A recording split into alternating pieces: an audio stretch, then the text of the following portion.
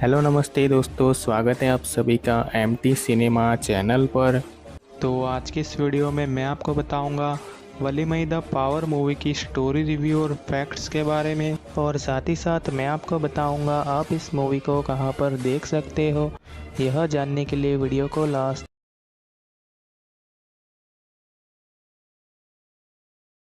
हमारे channel MT cinema को subscribe कर ऑल नोटिफिकेशन को ऑन कर लो, ताकि आपको आने वाले समय में इसी तरह लेटेस्ट मूवी से जुड़ी अपडेट मिलती रहे। तो चलिए स्टार्ट करते हैं वीडियो, लाइक का बटन दबा के। वलीमई एक 2022 की भारतीय तमिल भाषा की एक्शन थ्रिलर फिल्म है, जिसे एच विनोद द्वारा लिखित और निर्देशित किया गया है और बॉनी कपूर द्वारा बाय व्यू प्रोजेक्ट्स एलएलपी के तहत जी स्टूडियो के सहयोग से सह-निर्माता और वितरक के रूप में निर्मित किया गया है।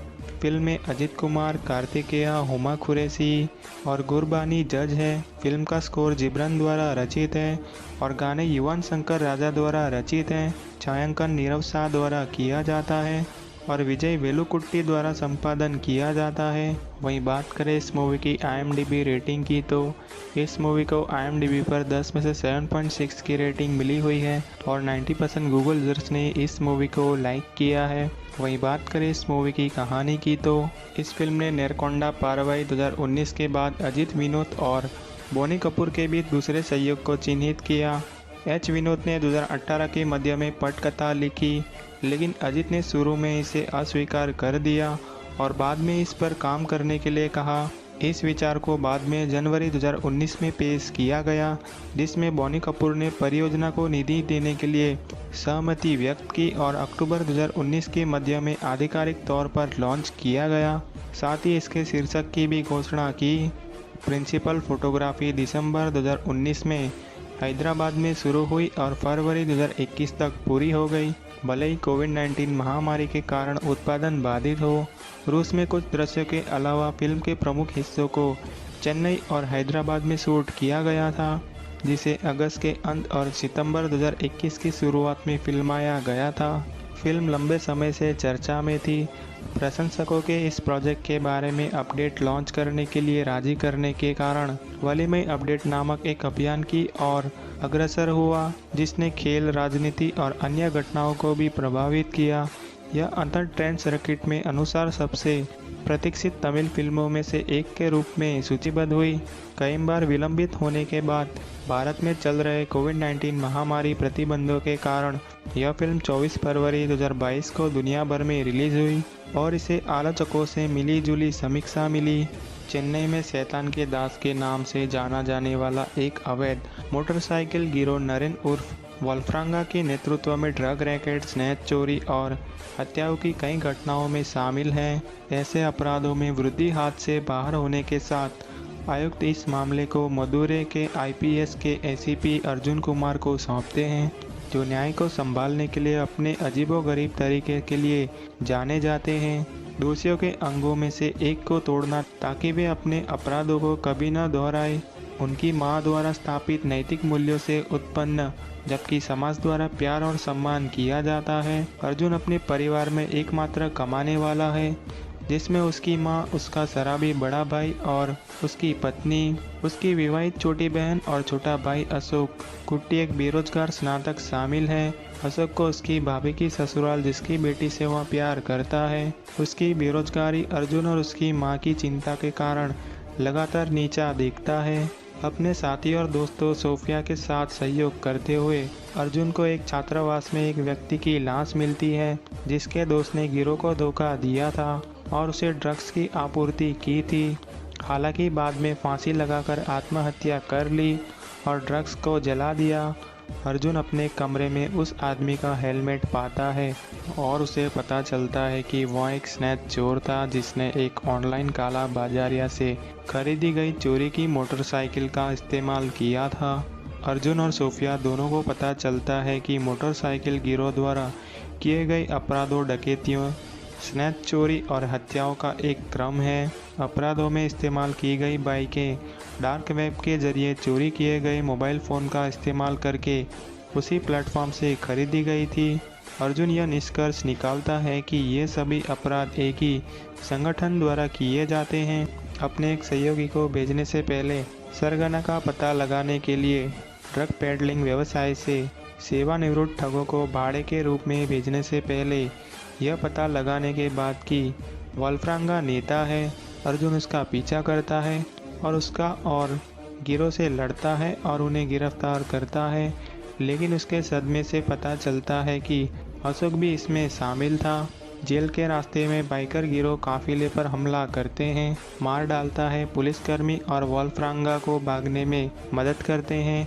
अर्जुन उसे घेरने की कोशिश करता है, लेकिन अशोक उसके सिर पर वार करता है, जो गिरोह के साथ भाग जाता है। अशोक की संलिप्तता के कारण अर्जुन मामले से पदावत हो जाता है। मामला डीसीपी राजंगम और आईजी अनबारसु को सौंपा गया है, जो दोनों अर्जुन से ईर्ष्या करते हैं।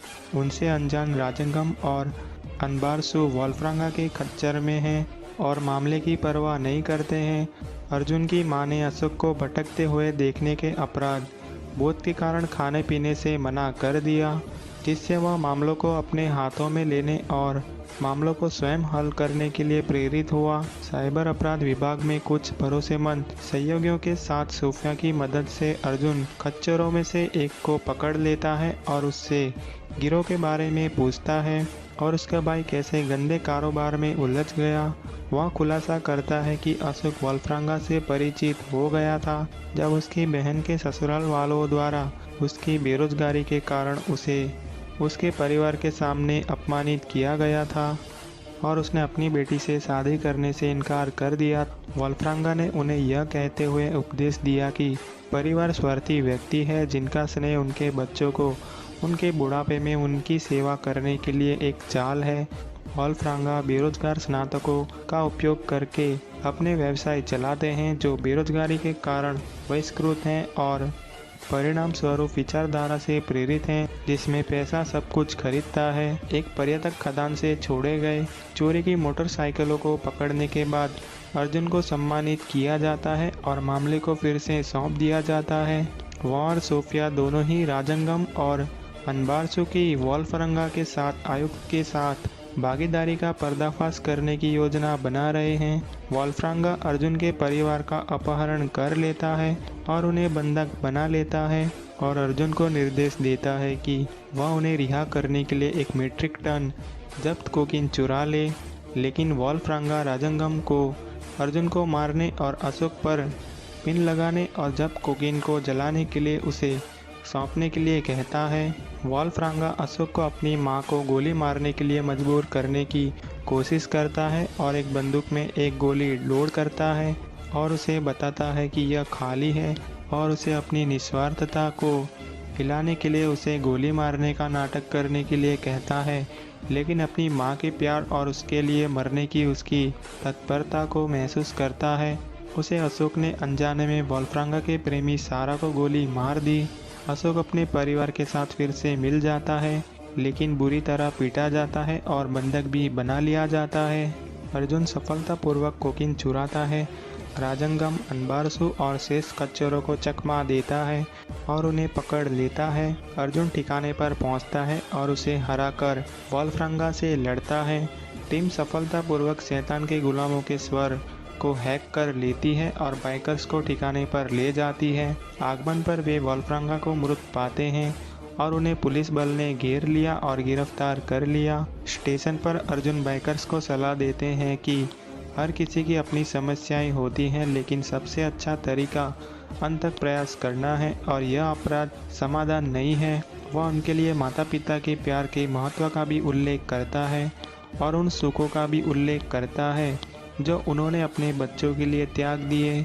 उन्हें रिहा कर दिया। मामला सफलतापूर्वक बंद हो गया है, जबकि अर्जुन और पुलिस बल की जनता ने सराहना की है।